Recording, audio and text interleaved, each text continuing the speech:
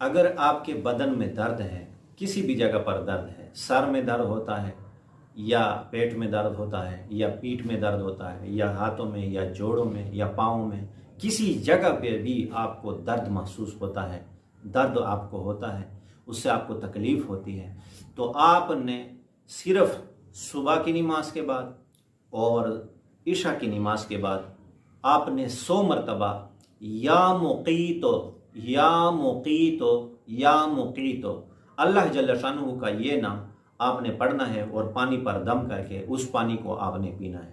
इंशाल्लाह आपके बदन में जिस किस्म का भी दर्द होगा अल्लाह के हुक्म से ख़त्म हो जाएगा। तो ये वीडियो आप लोगों के साथ मैंने शेयर किया। अगर ये आपको पसंद है इस वीडियो को आपने लाइक भी करना, अगर मेरा चैनल फॉलो नहीं किया तो फॉलो भी ज़रूर करें। इसी के साथ अगर आपने मेरे साथ रब्ता करना है तो रब्ता नंबर भी प्रोफाइल में मौजूद है। मेरी तफसीली वीडियो आप देखना चाहते हैं तो उसका भी चैनल का लिंक प्रोफाइल में मौजूद है। आप मेरा यूट्यूब चैनल